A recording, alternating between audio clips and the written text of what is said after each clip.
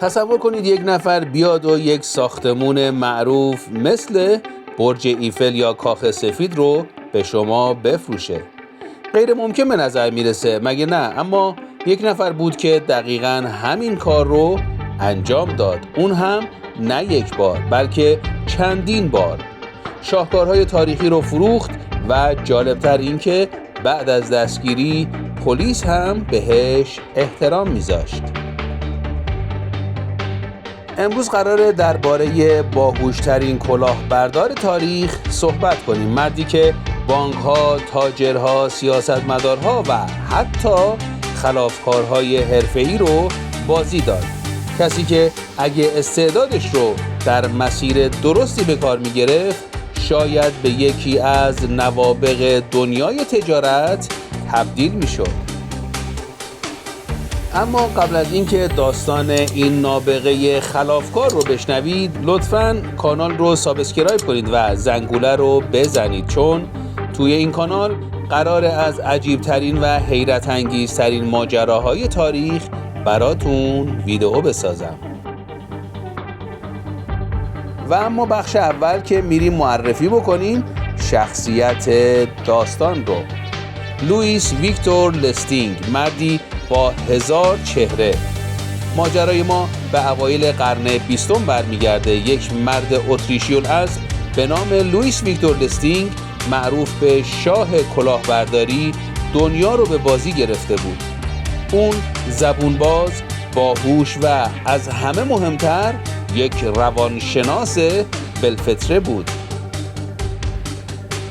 لوئیس در خانواده‌ای فقیر به دنیا اومد، اما یک چیزو زود فهمید: توی این دنیا زرنگ‌ها بازی رو میبرن، نه آدمای سخت کوش. از همون نوجوانی یاد گرفت چجوری مردم رو قانع بکنه، چجوری دروغ‌هایی بگه که حتی باهوش‌ترین افراد هم باور کنن. اون چنان کاریزماتیک بود که توی اولین برخورد طرف مقابلش حس می‌کرد که با یک جنتلمن واقعی روبرو شده، اما پشت این لبخند جذاب یک مغز فوق‌العاده خطرناک پنهان شده بود. میرسیم به بخش دوم و شاهکار کلاهبرداری، فروش برج ایفل در فرانسه. لوئیس وقتی دید چقدر مردم پاریس نگران هزینه‌های نگهداری برج ایفل هستند، یک ایده ناب به ذهنش رسید. اون خودش رو به عنوان یک مقام دولتی جا زد و با یک سری از تاجران قراضه فروش ملاقات کرد. نقشه این بود که برج ایفل خیلی گرونه و دولت میخواد بفروشتش برای اوراق کردن و ضایعات.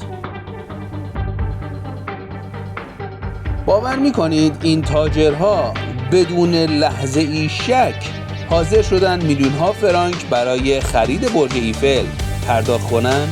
و البته لوئیس بعد از گرفتن پول فرار کرد و تا مدتی هیچ کس جرأت نکرد پلیس رو خبر کنه، چون فکر میکردن ممکنه مسخره بشن. اما جالبتر این که اون این کار رو 2 بار انجام داد. حالا میرسیم به بخش سوم داستان و کلاهبرداری از بانک ها، ساخت دستگاه چاپ پول. اما لوئیس فقط به فروش ساختمون های معروف اکتفا نکرد. اون یک وسیله ساخت به اسم جعبه جادویی چاپ پول، یک جعبه که ظاهراً هر اسکناسی رو کپی میکرد. اون این دستگاه رو به میلیونرها و خلافکارهای بزرگ فروخت و وقتی قربانی‌ها فهمیدن دستگاه تقلبیه، دیگه خیلی دیر شده بود. لوئیس میلیون‌ها دلار به جیب زده بود و محو شده بود. در اینجا میرسیم به بخش 4 داستان و دستگیری و فرارهای معجزه آسا. فکر نکنید پلیس راحت میتونست این نابغه رو بگیره. لوئیس بارها و بارها از زندان فرار کرده بود.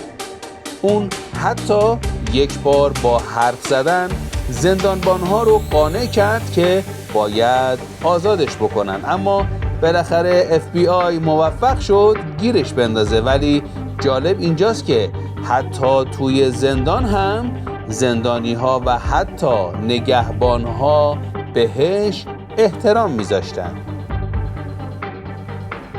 حالا میرسیم به آخرین بخش داستان و میراث یک نابغه. چرا هنوز از لوئیس یاد میکنیم؟ لوئیس نشون داد که با اعتمادسازی و روانشناسی میشه هر چیزی رو به هر کسی فروخت. امروزه حتی در تبلیغات و بازاریابی هم از تکنیک‌های اون استفاده میشه. ولی سوال اصلی اینجاست: اگه این مرد نابغه در مسیر درست بود، آیا تبدیل به یکی از بزرگترین میلیاردرهای دنیا نمیشد؟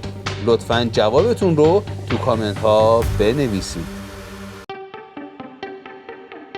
خب عزیزانم، اگه از این داستان شگفت انگیز خوشتون اومد حتما کامنت بذارید که کدوم بخش براتون جذابتر بوده.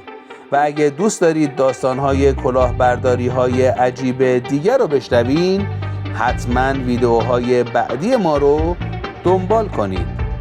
تا ویدیوی بعدی مراقب باشید که گول نخورید. بدرود.